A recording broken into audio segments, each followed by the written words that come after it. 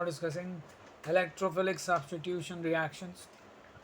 आज हम डिस्कस कर रहे हैं electrophilic substitution reactions.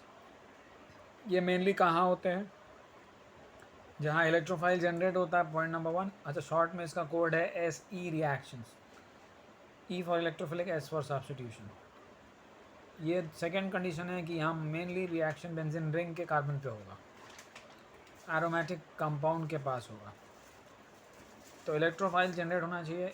Electrophile is either positively charge E+, और sometimes it is neutral also, कभी कभी न्यूट्रल भी रहेगा, लेकिन वो अटैक करेगा बेंजीन रिंग पे। और उसका मैकेनिज्म किस तरह से होगा, लेट अस सी। वहाँ कुछ रेजोनेटिंग स्ट्रक्चर्स हमको देखने को मिलेंगे। These are the basically 2 resonating structures in short, and the third one is the hybrid. ये जो लास्ट वाला है ये हाइब्रिड है। जब इलेक्ट्रोफाइल लगता है तो उसके बाद वहाँ से हाइड्रोजन सब्सटीट्यूट हो जाता है, एंड आफ्टर द इलेक्ट्रोफाइल, जब इलेक्ट्रोफाइल लग चुका है उसके बाद ये फाइनल प्रोडक्ट यहाँ दिखते हैं।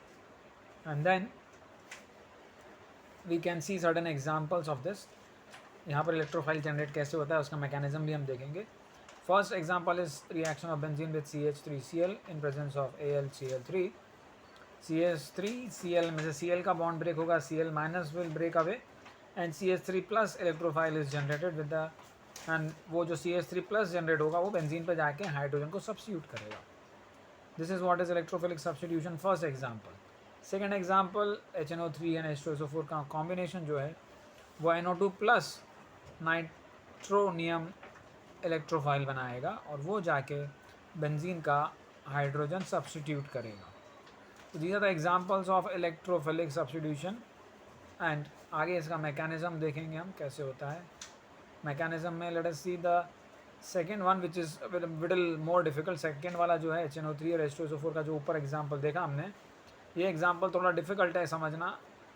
इसके पहले वाला तो ईजी था, CH3Cl में Cl माइनस और CH3 प्लस ब्रेक होगा, AlCl3 इज अ कैटलिस्ट। यहाँ पर H2SO4 also behaves like a catalyst, लेकिन कैसे वो मैकेनिज्म में स्पीड बढ़ाता है, let us see mechanism of electrophilic substitution.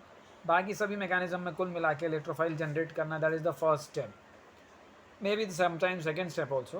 First step में कभी कभी थोड़ा डिफरेंट भी हो सकता है, बट यूजुअली हमको इलेक्ट्रोफाइल जनरेट करना है, which is the first step here, generation of electrophile attacking species. अब हमने देखा HNO3 को हम स्प्लिट करके लिख रहे हैं OH NO2 and H2SO4।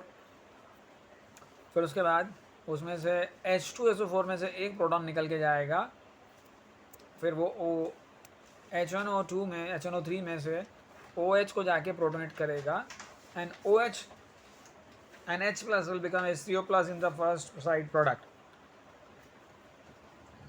Side product में H3O प्लस आ जाएगा, एंड HNO3 में से बचेगा NO2 plus and HSO4 minus from H2SO4। ये हमारे अभी फर्स्ट स्टेप के प्रोडक्ट, साइड प्रोडक्ट सब इंटरमीडिएट्स बन गए हैं। अब इन इंटरमीडिएट्स का जो मेन इंटरमीडिएट है वो है इलेक्ट्रोफाइल है NO2 प्लस। NO2 प्लस जो है वो जाके अटैक करेगा ऑन द बेंजीन रिंग, और उसके बाद वो बेंजीन रिंग के बाद वो सेकेंड स्टेप में रेजोनेंस करेगा। रेजोनेंस से स्टेबलाइजेशन होगा, और ये रेजोनेंस के स्ट्रक्चर्स हम देख सकते हैं। तो रेजोनेंस के स्ट्रक्चर में सबसे पहले एक बेंजीन का पाई बॉन्ड शिफ्ट होता है। पाई बॉन्ड शिफ्ट होने के बाद प्लस माइनस चार्जेस आएंगे। माइनस वाला NO2 प्लस वाले से बॉन्ड बनाएगा, एंड एज अ रिजल्ट जब NO2 का बॉन्ड कार्बन से बन चुका है तो उसके बाजू वाले कार्बन पे प्लस चार्ज फाइनली हमको दिखेगा। अभी यहाँ पर हाइड्रोजन बेंजीन का फर्स्ट स्ट्रक्चर में शो नहीं किया था, सेकेंड स्ट्रक्चर में हाइड्रोजन भी शो किया गया है, NO2 भी लग चुका है, हाइड्रोजन भी प्रेजेंट है। इसको बोलते हैं सिग्मा कॉम्प्लेक्स। और ये सिग्मा कॉम्प्लेक्स के अंदर पाई बॉन्ड जितना कॉन्जुगेशन में है उतना रेजोनेंस करके और शिफ्ट होते जाएगा, एंड अपनी लोकेशन चेंज करने की कोशिश करेगा। इस तरह से next resonating structure, next resonating structure इस तरह से फॉर्म होते जाएगा। एंड नेक्स्ट रेजोनेटिंग स्ट्रक्चर के बाद फिर हम लास्ट में उसका हाइब्रिड स्ट्रक्चर शो करेंगे, जहाँ पर हाइड्रोजन और NO2 लगाए वहाँ पर पाई बॉन्ड शिफ्ट नहीं होगा, उसके अलावा जितने कार्बन बचे अदर 5 कार्बन्स के बीच में वो शिफ्ट होगा, इसलिए वहाँ डॉटेड लाइन से शो किया गया है पाई बॉन्ड का hybrid structure. Next step is loss of proton, जिसको हम डी प्रोटोनेशन भी बोलते हैं, डी प्रोटोनेशन।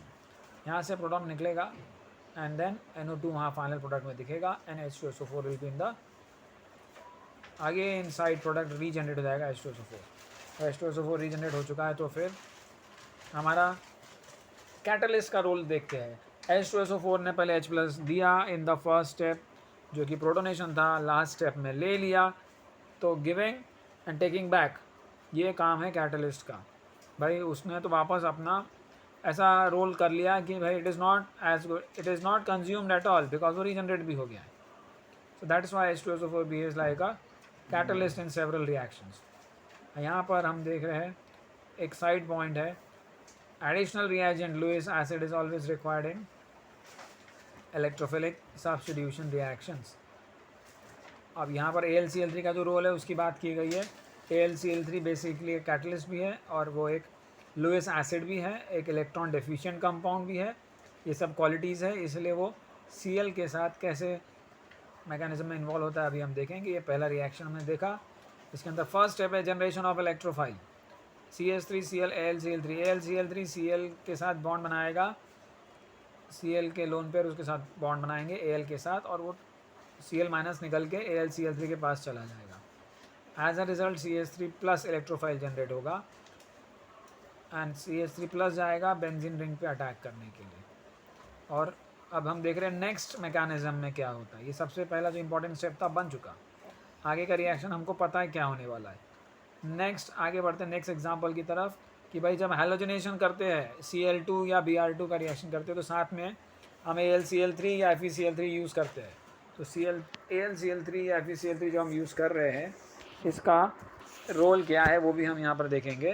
तो ये FeCl3 या AlCl3 Cl2 को ब्रेक करता है, Cl- को अपने पास रख लेता है और Cl+ इलेक्ट्रोफाइल जनरेट कर देता है। और ये Cl+ का नाम है क्लोरोनियम।